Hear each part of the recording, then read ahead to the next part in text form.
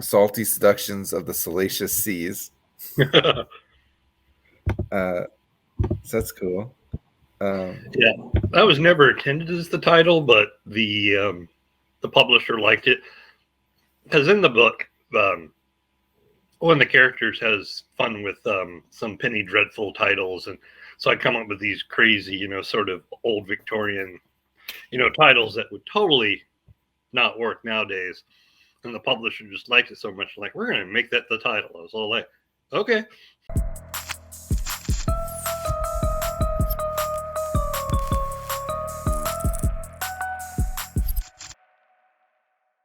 Hey guys, welcome to Inside Comics with George Michail. Really quick, if you like this kind of content, please subscribe and tell a friend about it. Today, I'm really psyched. My guest is David Doub. David, thanks for being on the show. Thank you for having me. So you're the writer of Salty Seductions of the Salacious Seas, a new one-shot coming out from Source Point Press. And I'm really excited to have you on the show today because this comic talks about fantasy, about mermaids, about pirates. You kind of do your own take on these things. And I want to talk about fantasy in this episode. So what do you love about the fantasy genre? Well, fantasy for me, there's a lot of different sources of why I love it. I grew up on, like Dungeons and Dragons and Lord of the Rings. So I appreciate that sort of magical lore. And it's a good take from the, I know we're living in the future now, so everything's more cyberpunk, and we're all cybered and wired, so it's good to look to the past as well and enjoy all those fantasy elements, especially historical fantasy, where you can take the old legends and cultures and really have fun with all that lore. Yeah, no, I love writing about like in my comic, which is also being published by Source Point Press. We've got goblins and orcs and dragons and these sorts of things in it. And for me, it's a fun setting to tell your story in, right? It's a genre. Ultimately, your story might be about a family or about some star-crossed lovers or whatever the story that you want to tell is, but you put it in this fantasy world and it just kind of brings it to life. It enriches it. It's a fun way to tell stories in this kind of, it gives it a new element or a twist. Yeah.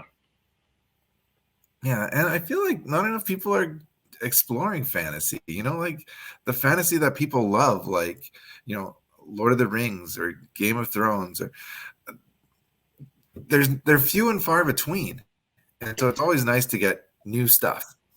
Yeah, well, I think I would argue that there is a lot of lower, there is like fantasy comics or fantasy books. I think novels is where fantasy really thrives and all of that. And all we see bubbling up is like the old big pillars of fantasy, Lord of the Rings, brought up Game of Thrones. Harry Potter technically is fantasy very much on one end of the spectrum. And we're seeing Wheel of Time, but those are all the big juggernauts. And so that's all we're really seeing is the big ones. And I think there is a lot of ones out there. It's just it takes a little bit more work. And it's not like superheroes in comics or, and I would also say video games is a great place where a lot of fantasy thrives too. So they're there. It's just you got to kind of, look for them a little bit more. And so when you're writing fantasy, it's important to be respectful of the lore a bit, because people love these tropes, and you don't want to kind of stomp all over it too much. But at the same time, you want to make it your own and kind of have some fun with it. So how do you kind of pick and choose what to keep and what to throw out? For me, obviously, I look for me, I try to go with historical. Right nowadays, most of my fantasies more historical based, so I try to find established lore and go with that and go with the legends. But obviously, it has to be fit a story structure well, because if you read some fairy tales or old folklores or folk tales, some of them are just bonkers and they don't make good narrative sense. It's all like, okay, at one time it worked, so you just so I would say I would just take the lore and edit it to where it it's structurally more sound. So I try to leave the hole as much as there and just kind of trim it. Yeah, you want to have a consistency, right? Yeah, yeah. And You have still want your rules own in your fantasy storyline. world that make Yeah, sense.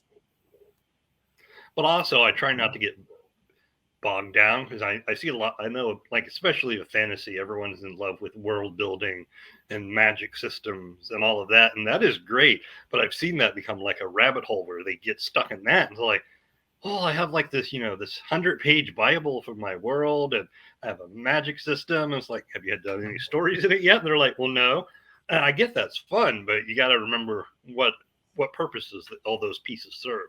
I know exactly what you're talking about. Like sometimes people are building religions or currencies or or kind of magic power systems into their Mm-hmm. worlds, and that stuff can be interesting, but that's not really the story, right? No, That's you need an emotional kind of a hook that's going to resonate with people.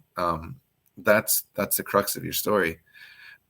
So with Salty Seductions of the Salacious Seas, this is a one shot from Source Point Press. It's going to be in stores January, right? But it's uh, the final cutoff date is it's in the current previews for Diamond, so you can order it now, and it'll be in stores February. in February. Okay. And it's really important that if you're interested in the story, and I'm showing heaps of art right now, that you go in and you ask your local comic book store to bring this one in for you. Can you tell us what this specific story is about? Yeah, yeah, sure. This is a while back through Antarctic Press and self-published. I released a miniseries for called Miss Tilney: The Trials and Tribulations of Miss Tilney, about a young female British reporter trying to make her way in a male-dominated profession, and she gets involved with were tigers and all this other craziness. And this is a one-shot story that is in another adventure of them. And in this one, they hear this unique story about some sea monsters killing the sailors by this port town, and so they go in to investigate it to see what the story's about. And from there, I don't want to give too much away, but there is a lot of good magic and adventure and what have you in it. Yeah, and the art's incredible on this. Can you tell me about the art team Oh yeah, on this that book? is all Pat Binder. He's a local guy. He's been in the Dallas Fort Worth area for a while, and he's just an amazing talent. He has such a fluid, clean line, and so for the semi tongue in cheek, jovial British adventures that we have with Miss Tilney, it really works well. And so I'm really glad to have him on board. Yeah. So I just really want to stress again how important it is to pre-order the comic book. If you're out there watching this, um, your local retailer may not be bringing this book in unless you request it. So that's why the pre-order is so important. So It is, if this book looks cool to you, make sure you ask your local comic book store, hey, bring in this comic. because if you ever seen a previews, I wish I had one in reach. It's in the other room. It's a big, thick catalog with a lot of different books, and that's just for 1 month.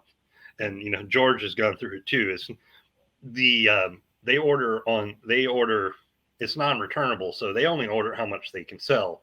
So they got to pick and choose what they know and what they can sell and all that. So if they retailer has never heard of a book, or never heard of me or George or whatever, they may not take a risk. So that's why you got to be like, no, there is interest. Hey, at least it's like, oh, I didn't know about this, because there's hundreds of titles and previews every month. Absolutely. And this looks like a quality book, and it's from a quality publisher, Source Point Press. So Not I nice encourage everyone. I encourage everyone to seek this book out. David Doub, I want to thank you for being on Inside Comics. It's fun talking fantasy with you, and I'll catch you next time. Thank you, and you have a good one. Cheers. Peace. Bye.